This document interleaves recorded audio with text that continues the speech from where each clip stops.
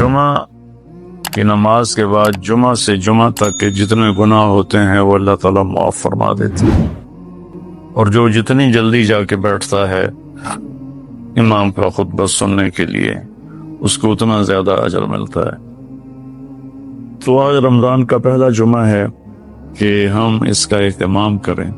رمضان المبارک میں جنگ بدر ہوئی، 17 رمضان جمعے کا دن، اور اللہ نے قیامت کو بھی جو قائم کرنا ہے جمعے کا دن، تو ہر دن اللہ کی بارگاہ میں بابرکت ہوتا ہے اگر ہم اس میں اللہ کی مان کے چل رہے ہیں، اور رمضان شریف میں خاص طور پر، اور پھر جمعہ ہو تو خاص طور پر اس میں ہم اپنے عبادت کو بڑھائیں۔ درود شریف جمعے کے دن کا مبارک عمل ہے، کثرت سے درود شریف پڑھنا، اور 300 دفعہ جو درود شریف پڑھ لیتا ہے وہ کثرت میں شمار ہو جاتا ہے، اوپر کی کوئی حد انتہا نہیں ہے۔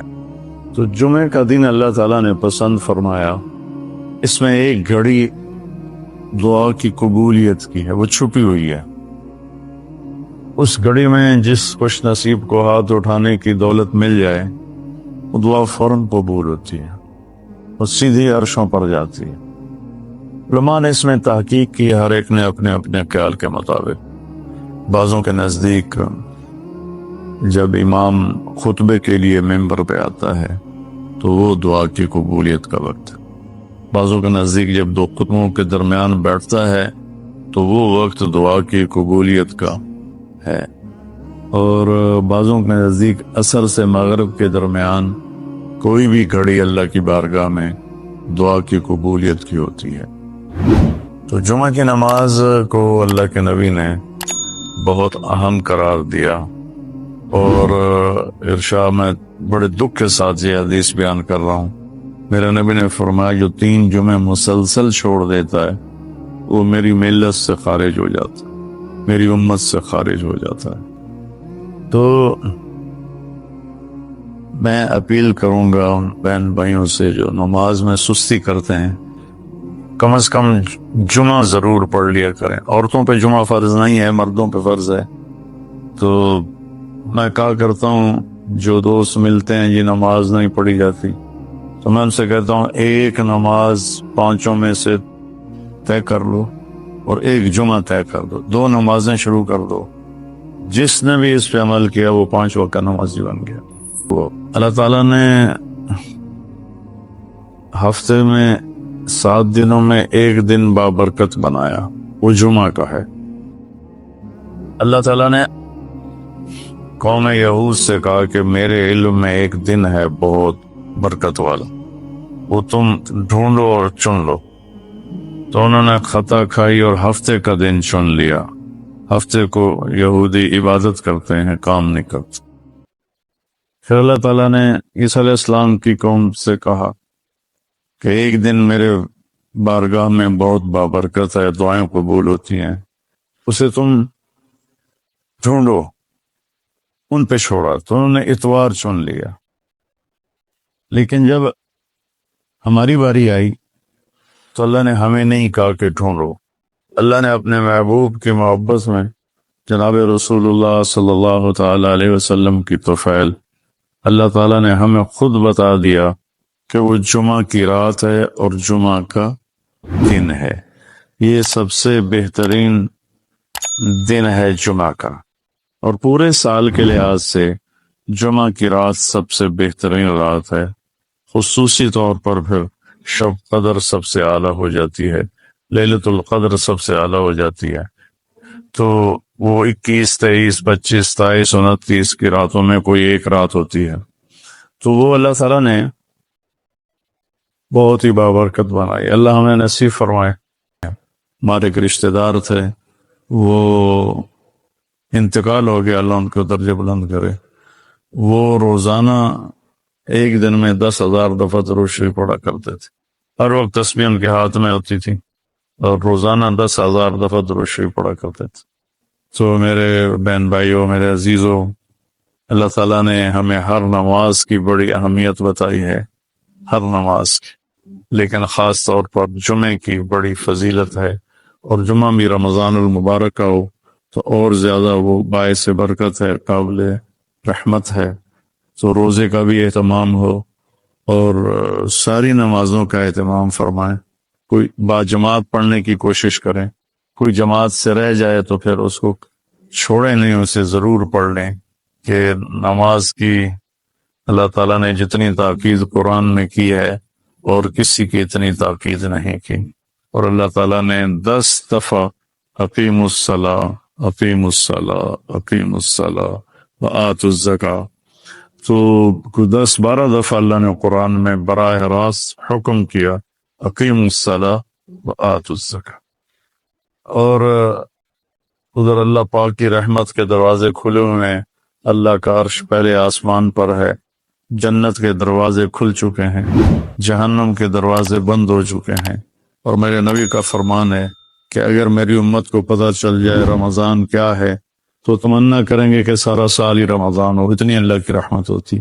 اللہ نے فضل فرمایا، صرف 1 مہینے کے لیے ہمیں اللہ تعالیٰ نے اس کا پابند کیا. تو میرے بھائی بہنوں، اس مہینے کو قیمتی بناؤ. کسی سے ہم لڑے ہوئے ہیں، ہم صلح کر لیں. مرنے والے سے پوچھو کہ لڑائی کا کیا نقصان ہوتا ہے. مرنے والے سے پوچھو دنیا کی دوڑ کا کیا نقصان ہوتا ہے. مرنے والے سے پوچھو ماں باپ کی نافرمانی کا کیا انجام ہوتا ہے. امام بخاری رحمۃ اللہ علیہ نے ایک واقعہ نقل کیا ہے کہ ایک گاؤں میں ایک نوجوان کو دفن کیا گیا، تو عصر کے بعد اس کی قبر پھٹتی اور وہ قبر سے نکلتا، اور اس کا چہرہ گدھے کا ہوتا تھا، اور وہ 3 دفعہ گدھے کی آواز نکالتا تھا، پھر وہ قبر میں گرتا تھا، قبر مل جاتی تھی. تو لوگوں نے اس کی ماں سے پوچھا کہ یہ کیا چکر ہے؟ تو اس کی ماں نے بتایا کہ شرابی تھا، شراب پیتا تھا، تو میں اسے روکتی تھی نہ پیا کر. تو آگے مجھے کہتا تو کیا گدھے کی طرح آوازیں نکالتی رہتی ہے، مجھے نہ سنایا کرو. تو اللہ تعالیٰ نے تھوڑا سا اس کا انجام دکھا دیا کہ ماں باپ کو اس طرح تکلیف دینے سے کیا ہوتا ہے. تو بھائیو، ایک تم نماز کو زندہ کریں. میرے نبی نے کہا جعلت قرۃ عینی فی الصلاۃ، نماز روزے سے بڑا فرض ہے، میری آنکھوں کی ٹھنڈک نماز میں ہے. اور جب آپ دنیا سے تشریف لے جا رہے تھے تو آپ نے پورے دین کو 2 لفظوں میں بیان کیا، ایک ہے حقوق اللہ، ایک ہے حقوق العباد، اور ایک ہے بندگی اور ایک ہے معاشرت.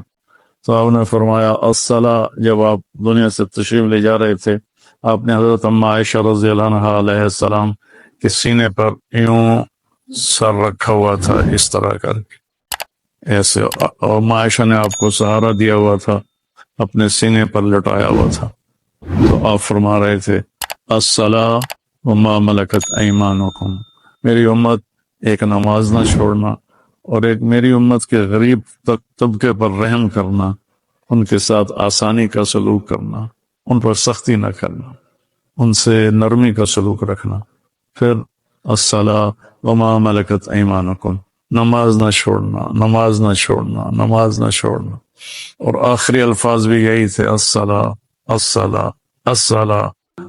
یہ سیزن ہے اللہ کو منانے کا، اس میں پھر اللہ کے نام پہ خرچ کرنا بھی ایک بہت بڑا عمل ہے.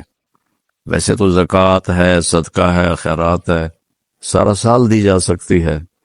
رمضان میں دینے کا فائدہ یہ ہے کہ فرض زکوٰۃ کا 1 روپیہ 70 روپے کے برابر ہو جائے گا، اور نفلی صدقے کا 1 روپیہ فرض روپے کے برابر ہو جائے گا. تو اس میں گزارش ہے کہ اللہ کے نام پر کھل کر دیں. اور اللہ نے ہم سے فاؤنڈیشن بنوائی ہے MTJ کے نام پر، جو اس وقت اللہ کے فضل سے پوری دنیا میں کام کر رہی ہے. ہم چھوٹی سی بستی میں رہتے ہیں، چھوٹا سا قصبہ ہے تلمبا، ہم نے صرف اپنے علاقے کے لیے بنائی تھی، اللہ نے اسے دنیا میں پہنچا دیا. ابھی بھی 1 ہفتہ پہلے غزہ میں ہمارے ٹرک کھانے کا سامان اور بہت سی چیزوں کا سامان لے کر داخل ہوئے ہیں، ان کو پہنچائی ہیں، ان کی ویڈیو ہمارے پاس آئی ہیں. جب بارڈر بند تھے اس وقت بھی اللہ نے ہمیں توفیق دی تھی کہ ہم نے ایسے ذرائع ڈھونڈ لیے تھے جہاں سے ہمارے ٹرک جاتے تھے اور ان کی مدد کرتے تھے. ترکی میں زلزلہ آیا وہاں اللہ نے پہنچایا، مراکش میں زلزلہ آیا وہاں اللہ نے پہنچایا، یہاں بھی الحمدللہ بے شمار اس شعبے کھل چکے ہیں جن میں اللہ تعالی ہم سے اپنے بندوں کی خدمت کا کام لے رہا ہے۔ تو آپ سب سے گزارش ہے کہ ہر جگہ دیں، میں کسی کے بارے میں روکتا نہیں ہوں، جو صحیح کام کر رہے ہیں اور اس میں ہمیں بھی آپ یاد رکھیں، آپ کے تعاون کے ہم بہت زیادہ محتاج ہیں۔ اللہ آپ سے راضی ہو۔ السلام علیکم ورحمۃ اللہ۔